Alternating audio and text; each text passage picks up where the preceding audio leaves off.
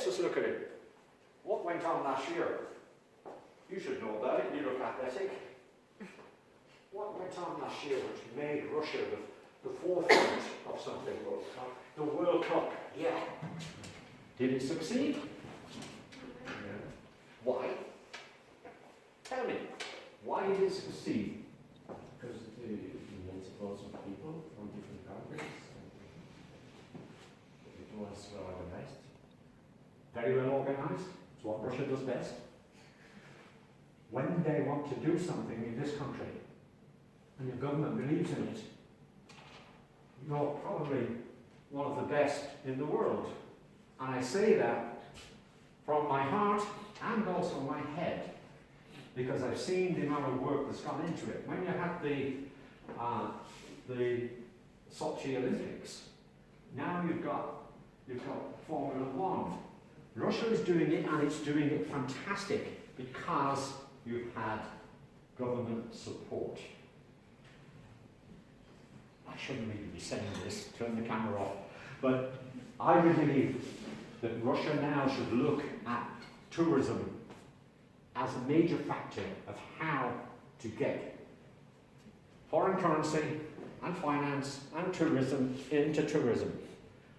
If they do that, if they set only a minute amount of money compared to some of the other things they spend it on, this country could be one of the major tourist attractions in the world. And I'm not just saying that to make you all feel good. I'm saying it because the potential is here. But yes, you are right about the football. Those millions of people who travel from as far afield as South America, Japan and everything, what did they do? They went back, they told people. The publicity that Russia got from that was worth billions in the future. That's why you've got to look at it in the development stages and say, if we can do that once or twice in a period of time, we can do other things. Reinvest that money back into tourism. This is something that you're going to have to talk to the government about, because I don't have any sway in that. I'd love to be able to tell them. But anyway, any other, did I answer all other aspects of the question? Yeah. Good. Ну, давайте. Don't be afraid. Any questions? Okay, I'll ask for them. They had a list of questions, as you've seen. One of our students have started the theme that I guess they all are interested in. After the graduation, after they are done with their studying, how they start to work in the business? Do they go to the self IP projects, or do they go into a company? How to start working inside the business? It's a good question. Not everyone is successful.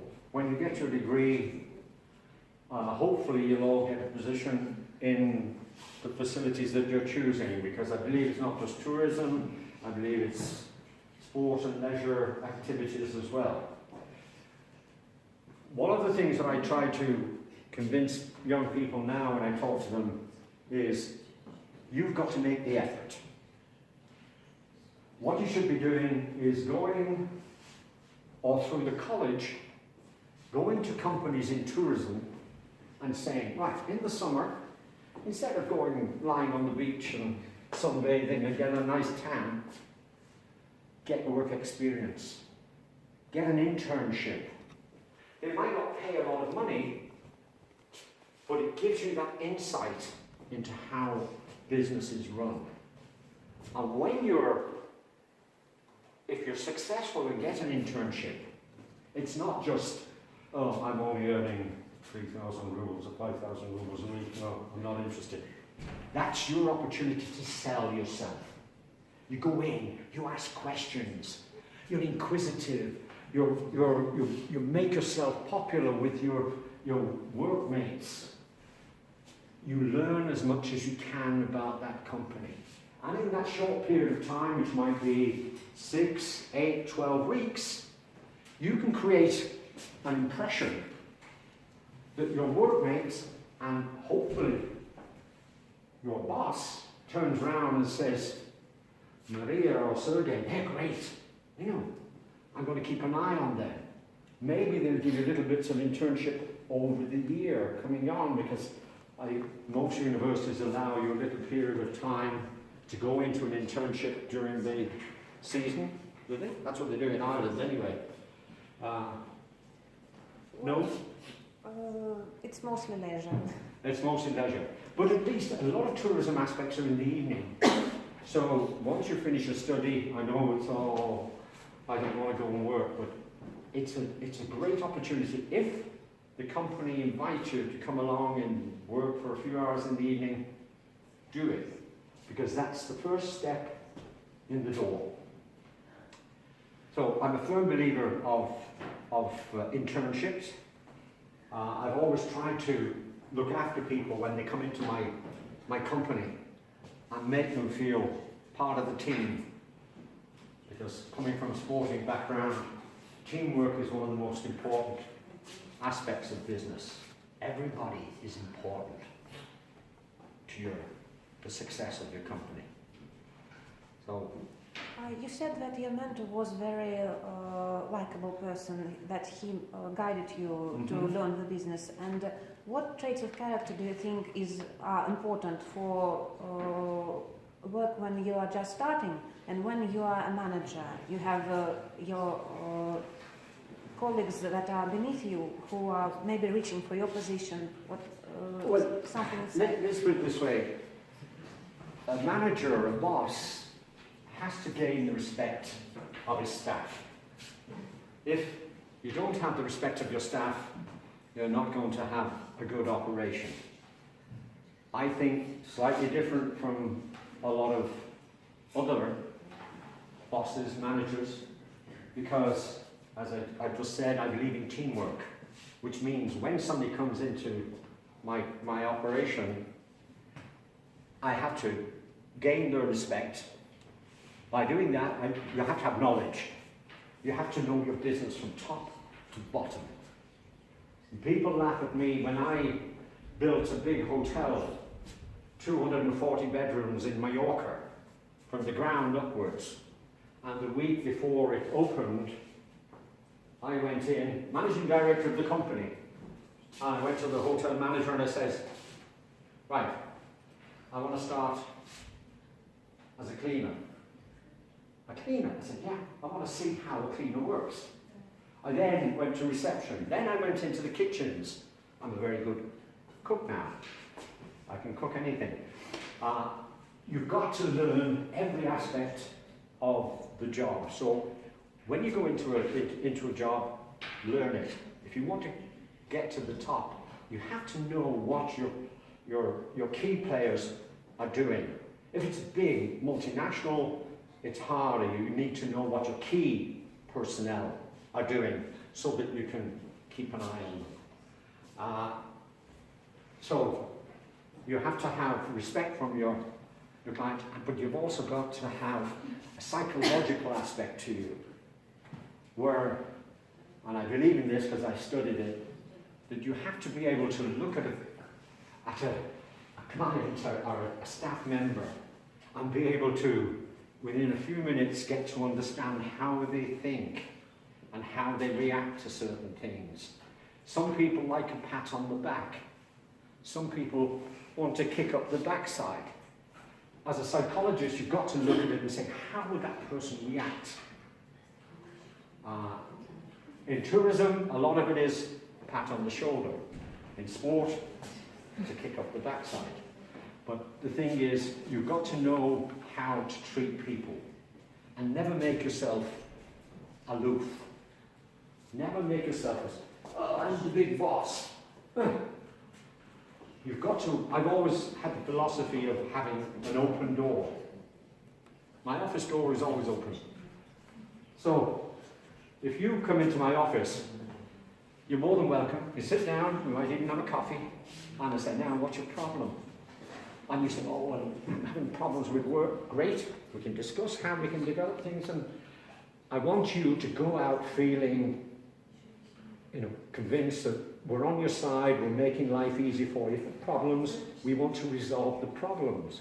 Because we don't want problems staying in the business. If it's a personal problem, because a lot of people, their work is affected by personal problems that they have in their mind. As a boss, you have to be able to analyze, what is the problem? Sometimes bringing someone into your office, sitting them down with a cup of coffee, and one thing I found that this is how I became a life coach, is a lot of people don't like to tell the problems to certain people. If they trust you, and this is where you've developed that trust, they will say, look, I'm sorry, I have a problem with this and a problem with that. You help them solve the problems. You don't tell them how to solve the problems. You formulate little words and things which make them resolve the situation. So that they go out of their office feeling 10 feet tall. But the one thing I'd say about that is whatever is said in confidence, if you've spoken to one of your staff about anything personal or even business, it stays within those walls. Otherwise, you lose that trust. And it's important in business for a boss to have trust, because that's how he gets respect. Thank you. You're saying that the most important qualities for our students are being determined, being open, and educated. Of course. And maybe something else. What should they develop in themselves and their character to be successful as you are? Because you didn't have the education as they do right now. I didn't have the education. But still, you've managed from the low levels of a company in tourism business, and you've managed to become a director. Yeah. What should they do to head such stairs to? Well, you just discussed, you've got the basics there, but you've got to have self-confidence. You've got to be confident in yourself when you're doing something. Most people start at a low level and progress because of the way that they work and the way they're accepted by their peers. Not many people, can benefit from nepotism, where my father is managing director of the company, therefore you get a job at the top. My daughter worked for me. My daughter pleaded with me after her education, Dad, will you give me a job? I said, if I give you a job, I will treat you harder than anyone else in the company. You will not start at a position, you will start at the same level as everybody else. Of course, my daughter thought I was the worst father in the world. But after 3 months, she turned around to me and said, Dad, it's the best training I've ever had. Why? Because she went into the company. If she'd gone into the company at a higher position, the rest of the staff would have said, boss's daughter, we don't like her. She was involved with people from day one because she was one of them. And I deliberately made life a little difficult for her. That's how it is. You've got to be prepared, you've got to be confident. Self-confidence, a lot of people, have this innate shyness. They're afraid, but you've got to practice on it. You've got to be able to communicate, meet somebody, talk to them, let them help you to develop your personal skills, because personal skills are very, very important. That will build your confidence. This is why I didn't want you to be shy today and not ask me questions and not get some ear. So is anybody else thought a question that you would like to ask me?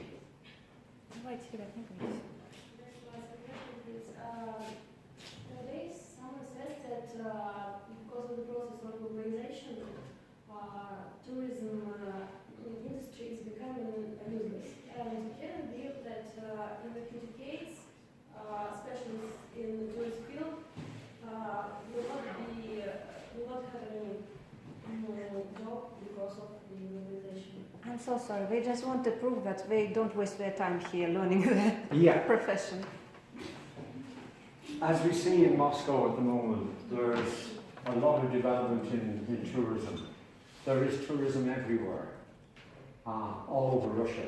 Some of it is small fry, it's hard to get into. But there's still enough here, whether it be in the hotel operations, because the great thing about Moscow, when I first came here, I remember staying in the Rossaya. Anybody know where the Rossaya was? Eh? Do you know where the Rossaya was? Where the new park is on the riverbank, near next to the Kremlin. It was the biggest hotel in the world at one stage, something like 2,600 bedrooms. We know. Russia. Yeah, we know. Huh? Yes, we know. Yeah. It was terrible. What? Now it's a huge part of That's right. all those Yeah, places. yeah. But it was a terrible hotel. It was absolutely terrible. The bedrooms were this wide. You know, the comfort of the bed was terrible. The greatest thing they ever did was demolish it. But from that time on, there's been a rapid development of quality hotels. Hotels which are primarily 4 and 5 star. I still think there's a void in the 3-star market, very much so here, because not everybody is wealthy. Some tourists come in here on a budget. They don't really want to stay in hostels, which is a growing, or was a growing situation until the law was passed this week.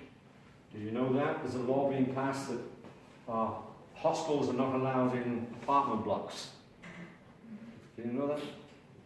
It's a new law that's just been passed by the State Duma, which means that there's going to be less of them because they all have to have private facilities and everything. So there's a lot happening here. You can get into it, but you will have to foot slog. You'll have to walk around and ask and apply for jobs. There's a lot of very good recruitment agencies now which specialize in certain aspects, whether it be tourism, hotels, and things like that. So you've got to keep your eye open for the opportunities. Get your CVs in, your resumes. Get your resumes into companies. Let them know how good you are and how beneficial you can be to that company. Too many people send in a resume which at the end of the day, people read it and say, I've got 200 of these, which one do I choose? They will always choose something or someone where when they read it, something hits them. So I always say, make sure that your resume has some good points, where you've done analysis of the company that you're applying for. So you don't just have a standard resume which you send out to 50 or 100 companies. You can have your standard format, but then you have to do your research on a company, find out what they operate on, how you think you can fit into that operation, and how you can become beneficial to them. So, yes, you've got a great thing here in so much that you have a fantastic facility, which is giving you the opportunity to learn it from the bottom upwards. It's my first time coming here speaking, but as Samir knows, I've been in before trying to get input from Irish universities and Russian universities, so that's how I became localized. But yes, I think there are positions here, and because you are part of a unique group, and this is the main thing, you're a unique group. You're people who are involved in education for tourism, That gives you the second step. You get in before somebody who has been to just a financial university, they can't get into finances, and they say, oh, what will I do next?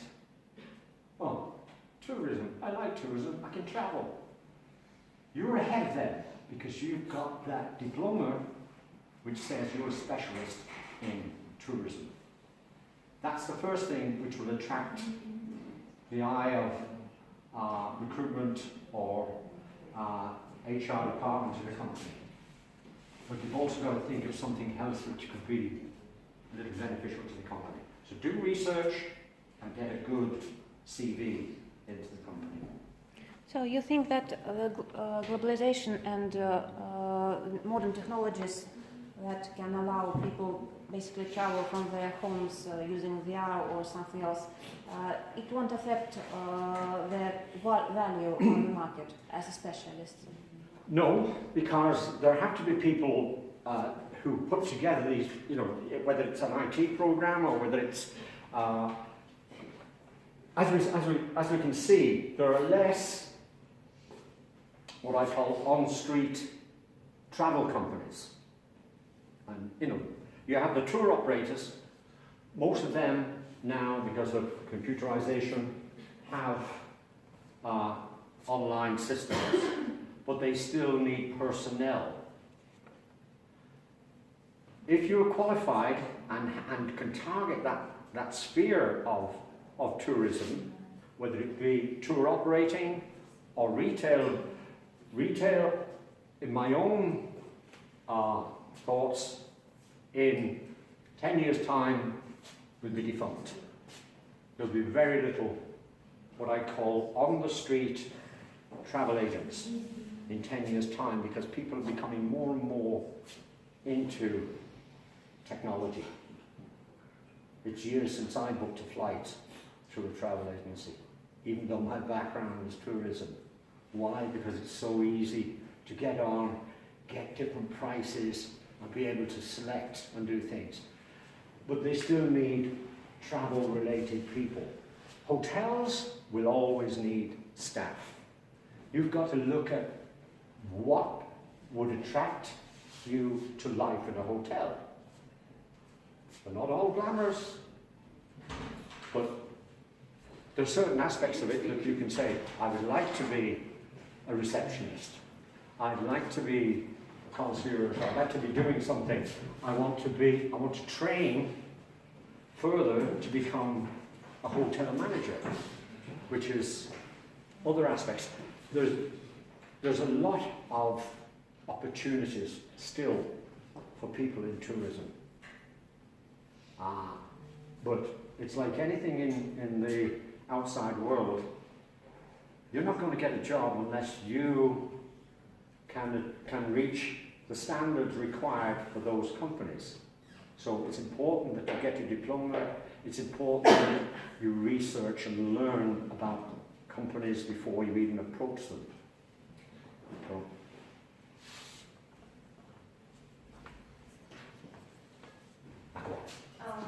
We talked about globalization, so in order not to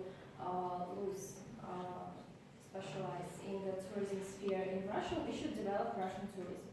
So who is responsible for developing Russian tourism? Our government should work on this strategy, and big tourism organization, or even small tourism agencies to operators and so on. You've got to have cooperation between everyone. Everyone has to have the will to do something.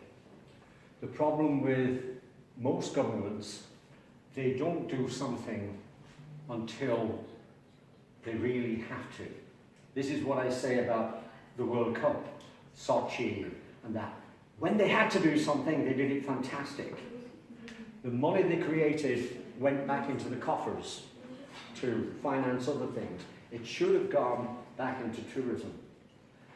I always remember in Ireland, we were a developing country. We had a financial catastrophe. The biggest tour operator collapsed. Thousands of people were stranded in resorts. There was no insurance for that type of thing.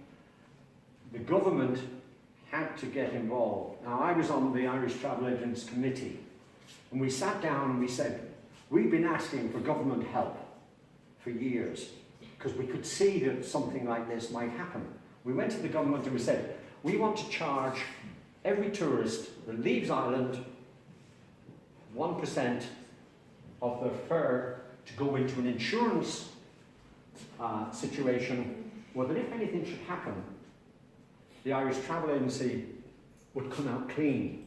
There might be a little disruption, but at the end of it, it took a disaster for the government to get off the backsides and say, yes, we're going to do something.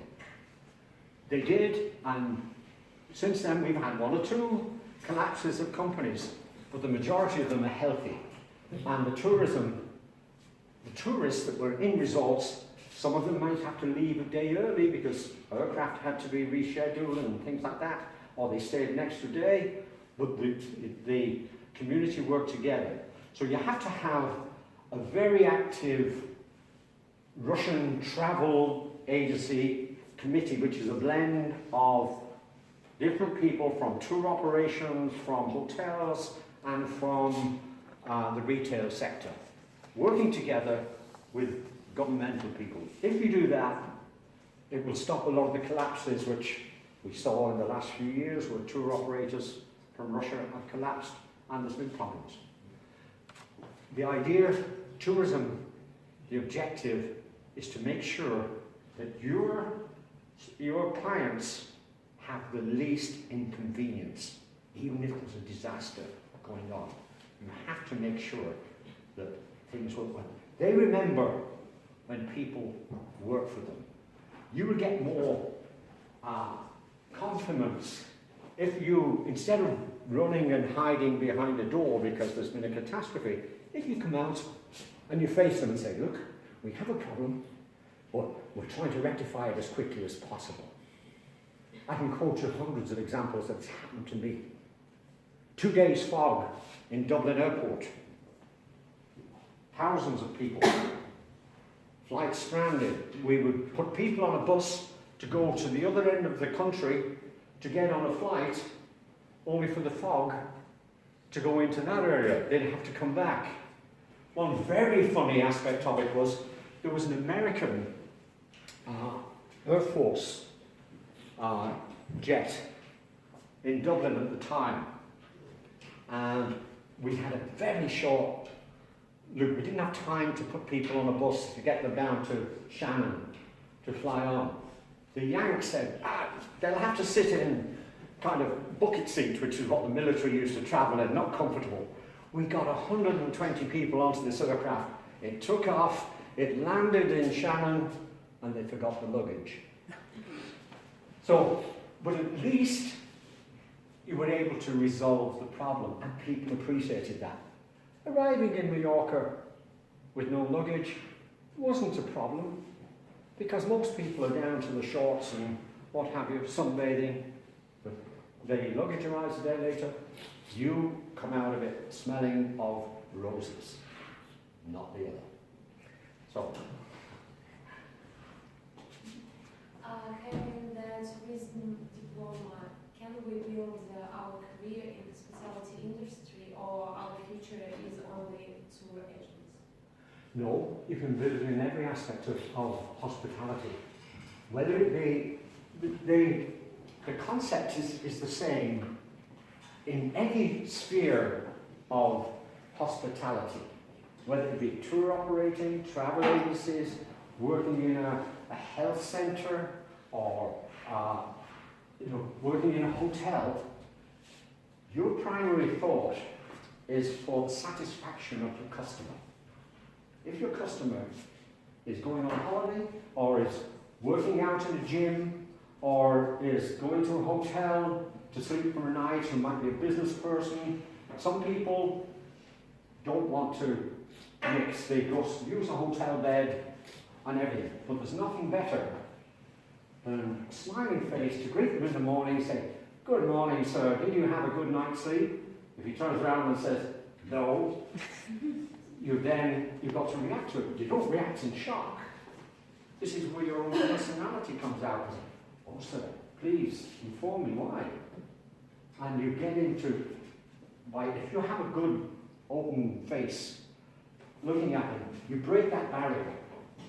If you're sitting behind the desk and he comes along and he says, I didn't sleep well last night, there was too much noise, and you're serious, you can't break down. You've already set up the barrier.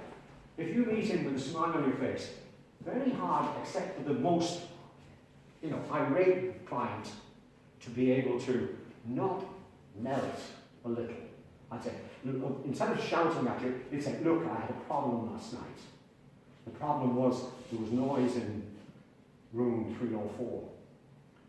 Right.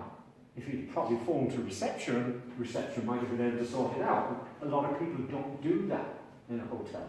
They put up with it, and then they have a little bit of a complaint the next morning. So that's the hotel. Whether it's that, whether it's tourism, whether it's as a tour guide. A tour guide, either in Moscow or overseas. You will do better if you're very open with your clients and have an open personality. Because it's important that you can communicate. You can talk. Some people tell me you talk too much. I probably do. No, it's okay.